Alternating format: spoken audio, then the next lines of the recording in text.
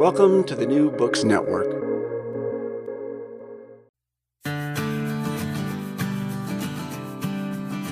Welcome to Madison's Notes, the podcast of Princeton University's James Madison program in American Ideals and Institutions. I'm your host, Laura Laurent, and today we have an exceptional guest joining us for a deep dive into the intersection of science and public policy. Our guest today is Dr. William Allen, a distinguished scholar with a profound expertise in political philosophy and the philosophy of science.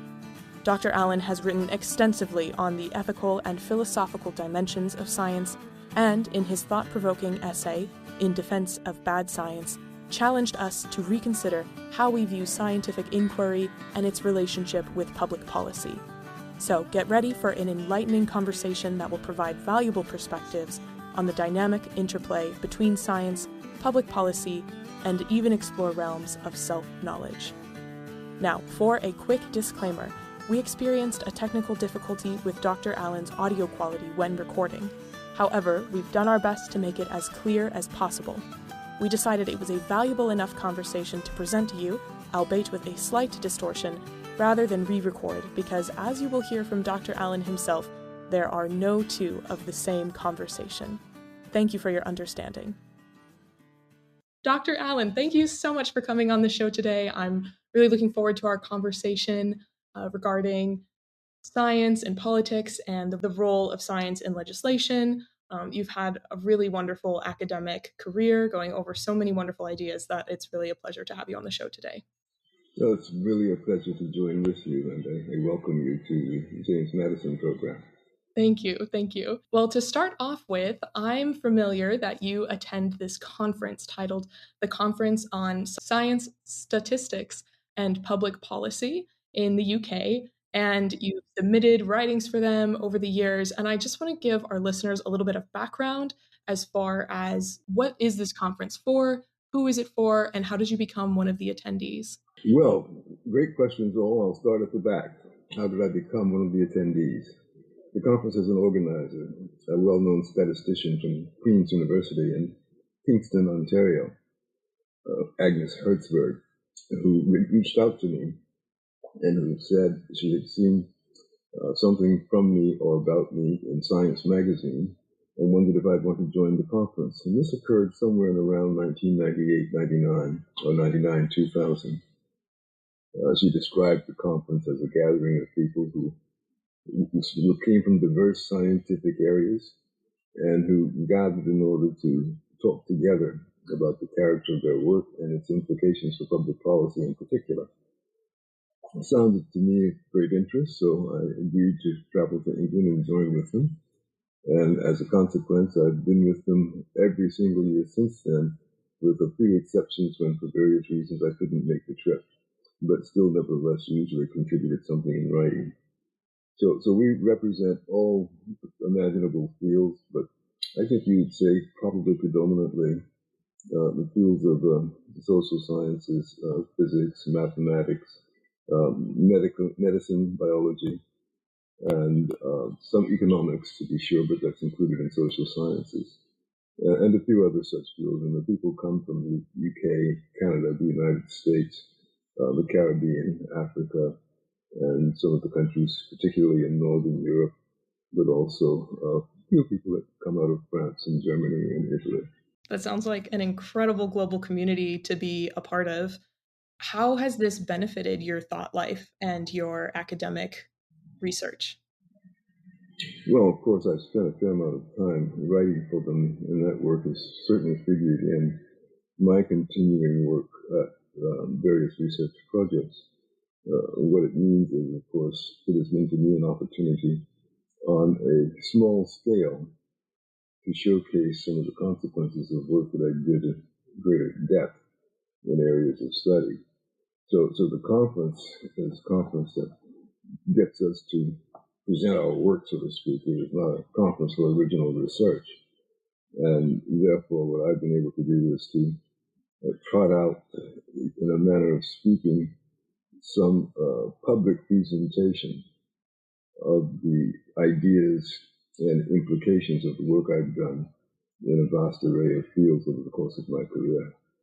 Fantastic. Well, and one of your pieces, which is where I want to jump off of today, is titled In Defense of Bad Science. It thought-provoking at the time and presented for the conference a number of years ago, addressing the controversy known as ClimateGate.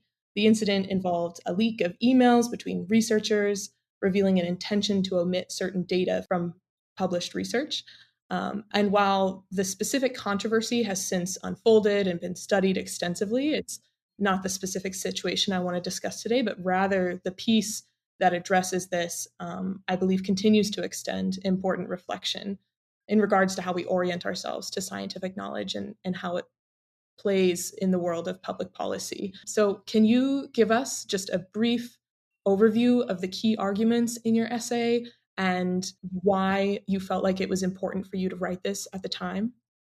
Yes, well, let me start by saying first that most people are familiar, or at least once were familiar, with the hockey stick analogy used in climate science and the arguments surrounding it and the manner in which some of those findings were used to brand some scientists as climate deniers or bad scientists. But we have a more recent experience, which, as it were, underscores the argument I made in my piece in defense of bad science. And that was, of course, the work during the course of the pandemic, in which people like Dr. Bhattacharya and many others were spawned by the so-called consensus scientists. And by consensus scientists, we mean those who establish what they do as the only science and everything else is bad science. So the essay was meant to show that, in fact, it is a challenge of so-called bad science that keeps science honest. And it is the dynamics of consensus science that leads into flat earth thinking. So what I was doing was showing that the attempt to establish the authority of science based on the consensus of scientists who have been approved by authorities is actually counter to the interest of science and counterproductive in terms of the search for truth. And so I regarded bad science as necessary to sustain the search for truth. This harkens a little reminder in my brain, and it feels very close to the marketplace of ideas posed by John Stuart Mills and John Milton. And I'm curious, is this a similar philosophy? Is it the same philosophy? Or is it something completely different? Well, I can see why you would think they seem similar, because you certainly talk about the dynamics of having a variety of views mutually exclusive, as it were, fighting for preeminence. And so in that sense, true. But what I'm saying is not part of the marketplace conception. It is not throw everything against the wall and see what sticks. But it rather harkens back to the Popperian reflections that science requires refutation. And only science which can survive refutation can indeed be considered as legitimate. So that means scientists have to do two things. First, they must be transparent with their data, make it available for others so that their work can be replicated. And it is only in attempts to replicate scientific exploration that one can reliably confirm or refute scientific claims. So that's something other than the marketplace of ideas.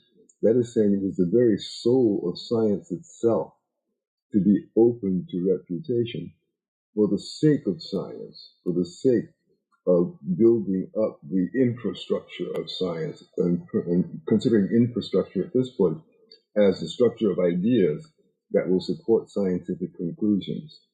But without that, the conclusion becomes a mere superstition. What do you think some of the dangers are to exclude what you call bad science, or the science that isn't always considered the consensus of Well, the prevailing time? I think the danger is really quite obvious in that context or environment that cedes all authority over ideas to political authorities.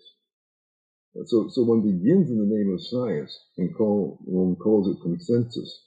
But then you end up fostering such things as we've seen happen in the case of Dr. Fauci, a person who calls himself a scientist without having practiced any science for 40 years, only because he sits atop an administrative structure and administers large sums of money to scientists. He calls himself a scientist. But that means he's actually a politician who is in fact regulating science towards ends that are politically approved. And that's what happens when science closes its door to transparency and openness to refutation. It invites the officials who will impose the patina of authority on scientific work in order to exclude further scientific developments. That's the great danger. It means foreclosing the possibility of discovering the truth. It's easy to look back on history and see so many examples of when science gave us something very unorthodox. Galileo is a good example of that. There's many throughout all of time. You mentioned that standard scientific methodologies may not be sufficient for scientific advancement. Could you elaborate? Yeah, but let me restate that if I might. What I'm saying is that not that scientific methodologies are not adequate, but the premature closure of scientific methodologies is inadequate, because it is crucial to the methodology of science to be open to challenge. The principle of refutation, as I said, and replication of experiments is critical to science, and without it, there is no science. So it is not the fact that the methodologies in science are themselves antithetical to further experimentation or challenge from without. It is that the methodologies that are properly scientific depend upon, thrive upon, live upon, are cultivated by challenges. That's intrinsic to make science what it is. It's the same thing as in philosophy in general, if you think about it. In the search for truth, we know from Socrates, for example, how important the dialectic is. So what is the dialectic? Well, the dialectic is exposing one's argument to refutation. And if it survives refutation, the argument is strengthened. And if it's not, one's understanding is strengthened. And those are the alternatives. One either reinforces the argument or one increases one's understanding. And that's what science is meant to do. It is meant to either defend truthful discoveries or to lead to truthful discoveries. And it does either the one or the other only on the basis of exposing itself to the possibility of refutation. It's interesting how I see a shift between, say, a university setting as a student versus being a professional. It seems as though there might be a added challenge once you're a professional researcher of some sort. You're now somehow under the requirements of whoever is funding the lab or the particular study. And I'm curious, do you see a solution to that problem other than personal virtue if there are scientists who are under pressure to perform to a specific expectation versus extrapolating from the findings that they actually have based on their data? Well, let me go back to the beginning of your question, which is an intricate and very important question. What we're talking about are human beings. We must never forget that when we say scientists. And therefore, a proper understanding of them is the understanding of the human soul. And we know that human beings are subject to many competing interests and motivations. And indeed, interest itself becomes powerful in modern established science that works in large bureaucratic administrative context, and in which it is important to look out for one's interests as it is to discover the truth, and sometimes for some people more important. So what we're talking about are scientists who are subject to normal human seductions, or who experience normal human ambitions, none of which have anything to do with the goal of science. And therefore, it means subordinating science in itself to the human claims, the interest, the ambition, the fear of displacement or removal, or the love of preeminence taking place over the love of truth. All of these intricate and important dimensions of the human soul and human personality are as active in scientists as they are in any other human being. And so our first task is to remember not to remove the scientists from the arena of our understanding of the human, but rather to embed it in the context of the human and realize that we're talking about people whose specific calling leads them to develop a certain kind of expertise, to be sure, but how they deploy that expertise, what ends they pursue with that expertise, the direction they impart to that expertise will be decisively influenced by those dimensions of the human soul that are most active in them. So in one case, you will find those who are courageous, not even noble or virtuous, as you have put it, and who remain true to the purposes of science as science. In another case, you will find those for whom science is only a means to gaining stature or position, places of profit. All these things are involved, and it's really important for us to recognize that they're all involved when we're talking about scientists in particular, and therefore to distinguish scientist from science.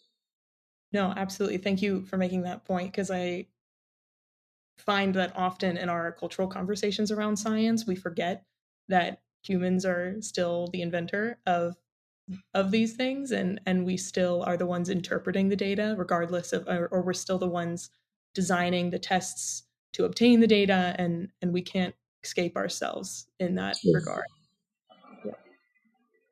Yeah, they're very well put, and therefore that certainly gives us direction when we're asking further questions, such as the question about the relationship between politics and science, or legislation and science. Obviously, the point of politics is the public good, and that has to be what legislation aims at. But that only raises the question, is science capable of defining the public good? And of course, that's the ultimate scientific question, isn't it? That's the Socratic question, what is the good? And we know that that answer depends not on scientific expertise, but knowledge of the human soul and the ends of human existence. So from that point of view, science could never ultimately inform legislation. It can only be a tool, a means deployed by legislation in pursuit of goals prudentially determined and aiming beyond science itself. And we might use this as a test or as a measure. We say, if we are told by legislators or executives that we must do such and such because science says it, then we have to ask the further question, is this in fact in the public good? Because it is pretty relevant whether science recommends it or not, if it doesn't answer a question about the public good. And so we go back to those office holders and say, well, your first task is to tell us what the public good is on this occasion. What is your judgment? By what prudent standard have you arrived at this conclusion? And after you've done that, then we can ask the question, is this science you're depending on an appropriate means to reach that end? Absolutely. Yeah, there's multiple stages in this. First, one needs to assess not just the motivations, but the values, as you state, that these claims are being made from.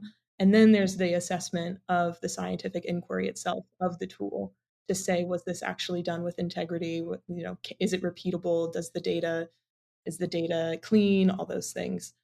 What, in your view, would be a healthy dynamic between scientific study and legislation? Because it seems to be almost two different worlds in terms of the type of people you might encounter, and they're obviously very much intertwined. So what would you imagine a healthy dynamic looking like? Well, what a wonderful question. Let me start at the beginning and remind you of something that most people tend not to pay attention to at all.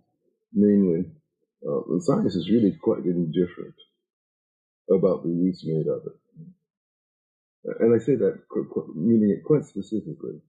The quest for truth doesn't depend on truth being recognized by others, but rather it depends upon what is compelling to one's own understanding. And if one arrives at an understanding that seems sufficiently well established that one will hold to it, it matters little whether anybody else accepts it or not, because that is not the reason for achieving and holding to that understanding. So the results of science are not subject to being presented to majority vote. That's the first and most important thing that one has to remember. It doesn't even care about a majority vote. Those are separate questions.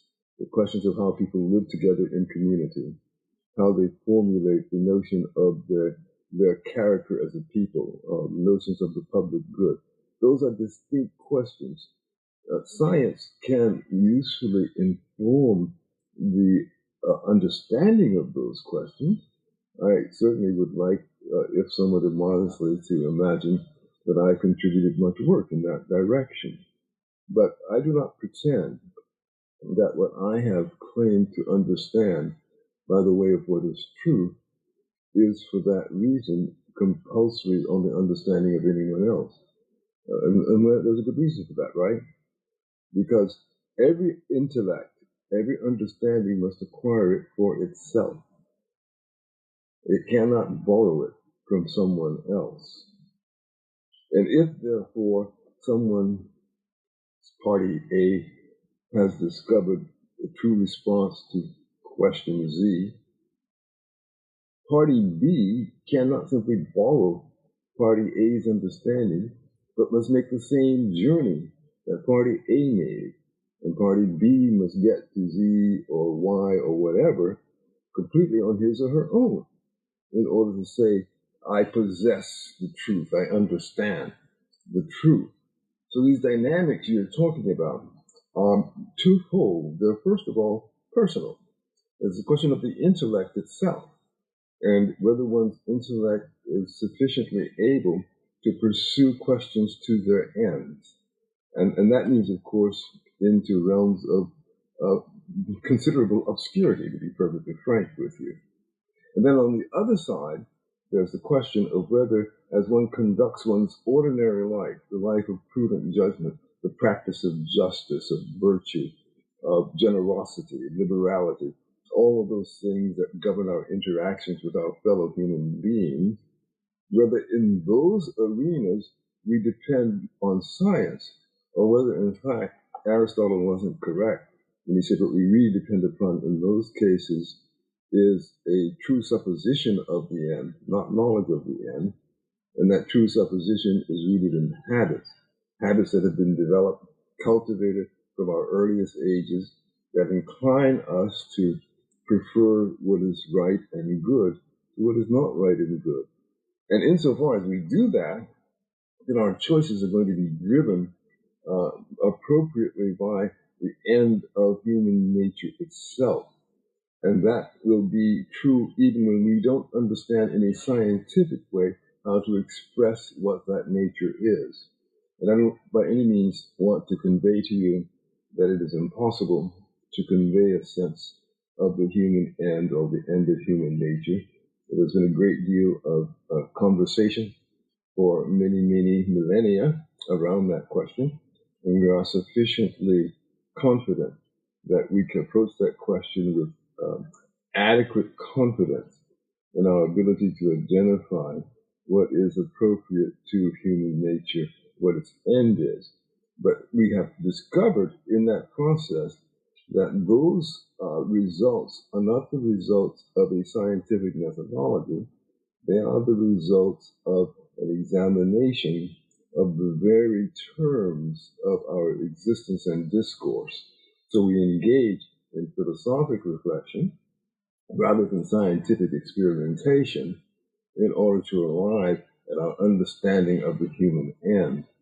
And in that sense, we are doing that independently of the activities we engage in as, let me call it, citizens. For citizens are embedded in that context I previously described, in which people come to acquire sufficiency in prudent judgment to be able to live well, even when not depending upon expertise for living well. I think you hit the nail on the head there. And something that you said a little bit earlier was how truth is not dependent on it being believed by many persons. And that really struck a chord with me because I think if we approached our own moral or political dispositions with that understanding, it would completely change the way that we engage with civic discourse, in that it's so much less about converting someone to the ideas that we think are correct and more about helping others along in their own journey of discovery. I think that's very true, very well stated, and I would add to it one consideration. It's also about communicating clearly to others where you stand, so that your most fundamental commitments are not regarded as negotiable. Now, this ultimately leads us into the arena that we call conscience, in which we say we owe a duty, an obligation to God prior to our obligations to civil society. That means I take my stand on either divine law or natural law, as the case may be, because this is the truth, and this is what I must do, because if I understand it, I cannot do other than I understand. So that's compulsory. If we say I understand it, when we say I must do it, that's what follows from that. So it becomes clear that the dynamic is that we are communicating to others that we have certain things to which we cling that are non-negotiable. And there's no expertise that can remove us from those positions. That's what's important. Well, I'm curious where these non-negotiables come from, because I don't think we come out of the womb with our non-negotiables set, but are some of these non-negotiables what are discovered during one's philosophic journey into the realm of human nature? And well, it's actually both and. First, we do come from the womb with them. What we don't come from the womb with is consciousness of them. But we have them because our nature comes with us from the womb. And it is our nature to grow into consciousness of who we are and what we are, and very importantly, what is our place. This is one of the most important things one discovers in Aristotle's physics, which many contemporary scientists wrongheadedly and prematurely discard as ancient and metaphysical, when it's really not, because Aristotle's physics, remember the word physics in ancient Greece, physis means nature, and Aristotle's physics is really more about the soul than it is about Mother Nature. And what Aristotle is saying in the physics is precisely that we have such souls as are cultivated in the course of development by precisely dynamics of these things that are present and intrinsic from the beginning. So that we don't acquire new principles as we become educated and mature. What we do is become conscious of what we began with. That's really vital. That's fundamental. So we don't need to say, I was a blank slate, a tabula rasa, as John Locke might have put it, at birth. But now that I've lived in the world of the empirical, the empireia, I have taken in a great deal of sensory information, which I have been able, like the greatest AI machine in the world, to bring together into a picture, a holistic picture of what it means to live and what my place is. No, that's not the way it works. We were not tabula rasa. We were born with a place. Everything that is anything, every being that is as such a being, has a place. And that place is discoverable. Now, it isn't always a place of which we are conscious, and certainly not so when we're still sucking at the breast. But we are sufficiently conscious of it when sucking at the breast that we furiously seek out the breast. we furiously seek out our relationship to it to sustain us. So these things are the driving factors of human existence and point us into the ultimate acquisition of human understandings, so as to see the understandings as confirming that with which we began, rather than introducing something new to us. You know, it's really important to know that what we're talking about is not a deterministic relationship where we're seeking the cause and effect. Science is all about cause and effect. Science in the contemporary sense. It's all about cause and effect. And one of the first things we discovered is that cause and effect is multiform. That it's not linear, it's not singular. There are co-causes and co-effects. And any science which only identifies a single cause and a single effect is probably not giving you an adequate explanation of anything. So what we want to look at, if you put it in terms of this nature-nurtured conversation that you're talking about, whether you're talking about IQ or something else that takes cultural expression, all of these things are subject to co-causes, co-effects, not a singular cause or a singular effect. And what they're driven by is, of course, what is the fundamental nature of the human in itself. So that the modern anthropologists and psychologists, etc., who want to pin it down to some one dynamic are fundamentally mistaken. What is required is a comprehensive account of human experience, not a particular singular account of human experience. Okay, one question is, you mentioned this sense of place that we're born with, and we get added, we have experiences that add to our perceived sense of place that might not be what you mean as place. So can you speak a little bit more about what you mean by this sense of place, this belonging that can be discovered? What do you mean by that? Yeah, I mean it in a Newtonian sense. So just think of it in the simplest possible way. Think of our own existence, our own bodies. That they are not plastic. They embody a place. They take up space, but embody a place. And guess what? We carry our place with us wherever we go, i.e., we can displace. It's called local motion. But we have a place. Now, the place isn't fixed in terms of its geographic locale, but it is fixed as to us. That's really critical. I.e., we're not beam me up Scotties. We can't just put aside the place that we have here and reassemble ourselves in a different place up in the outer stratospheres. Our place is somehow integral to us and who we are. And that's true of everything, and not simply things that are organic. Everything that is has a place.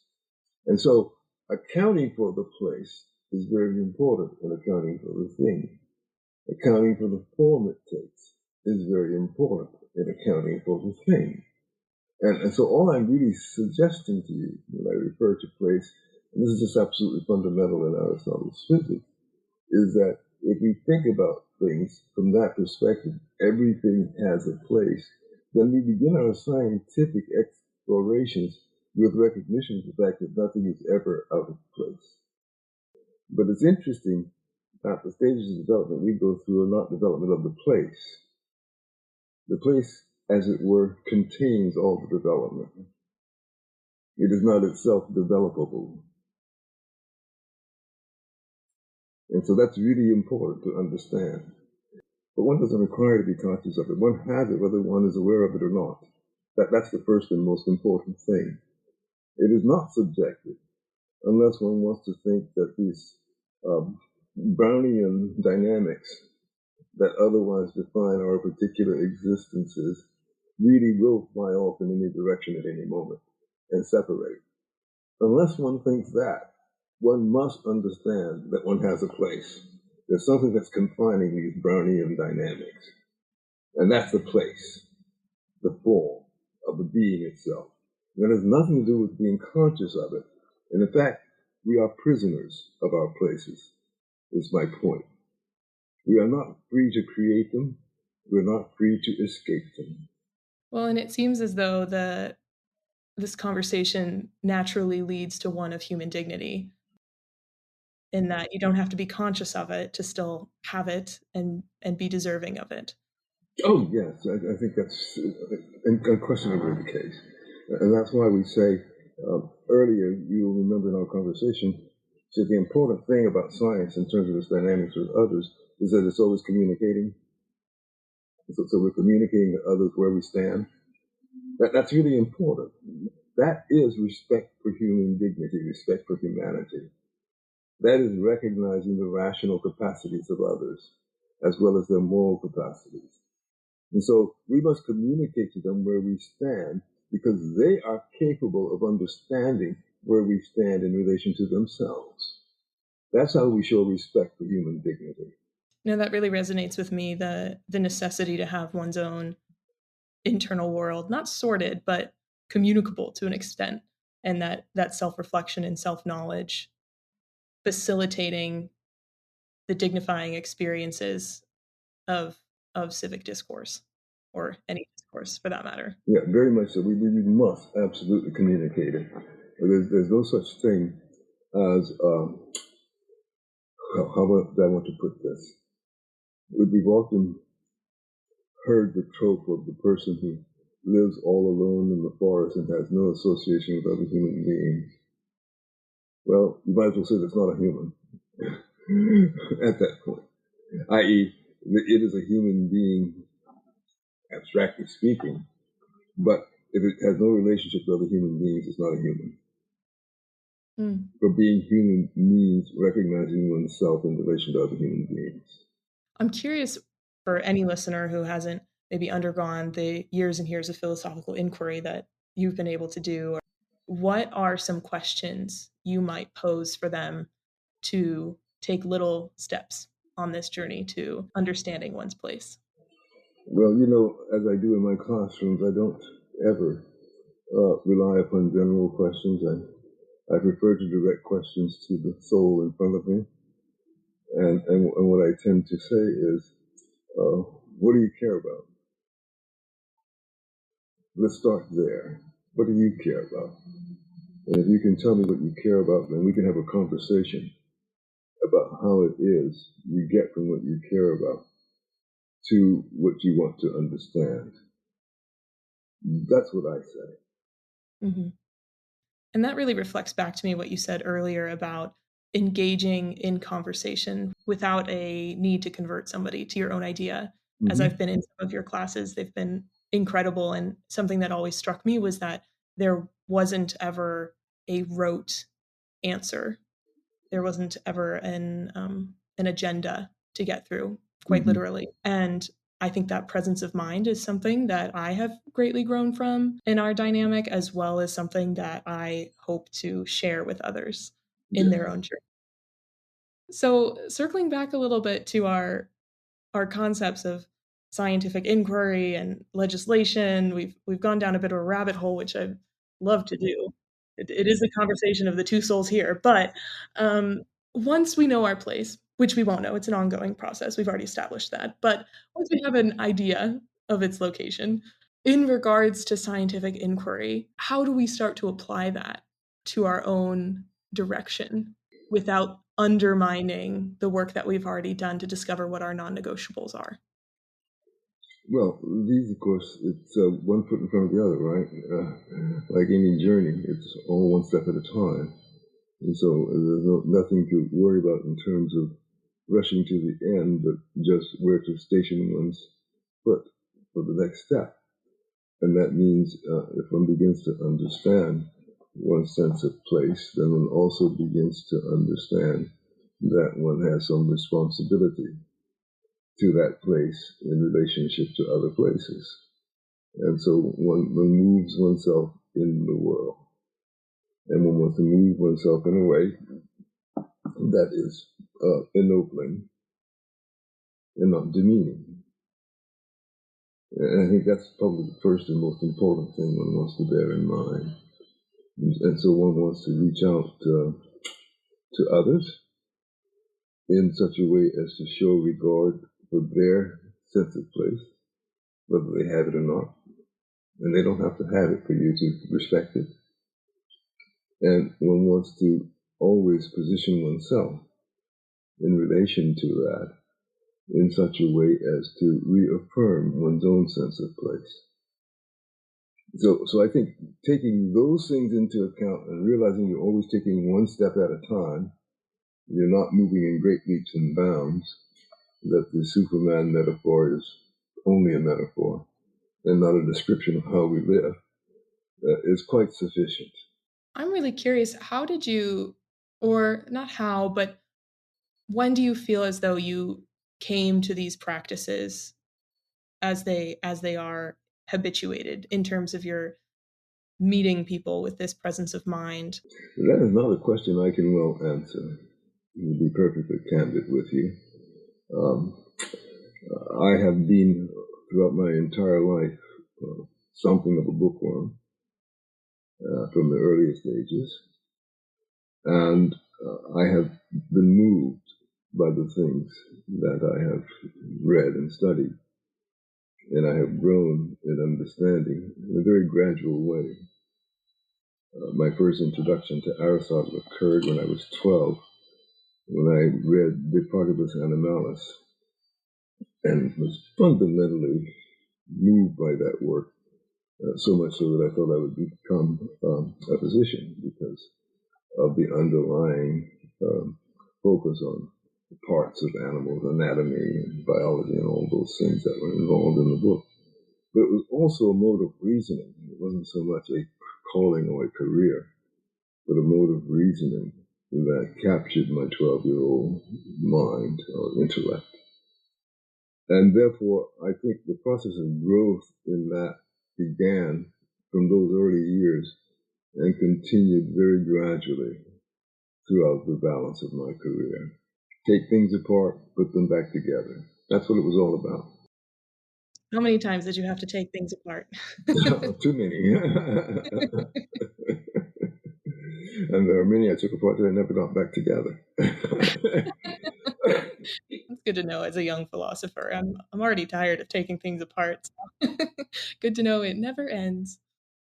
Well, thank you so much for coming in. It's been a really delightful opportunity to discuss this and come down the line with start it from one place and end up in a completely different one. So really appreciate your time.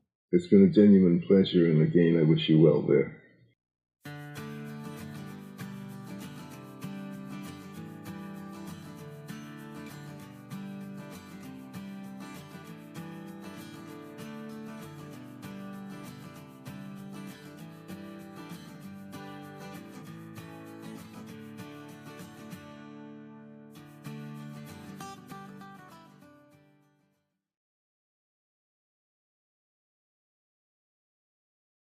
Thanks for tuning in on today's episode of Madison's Notes.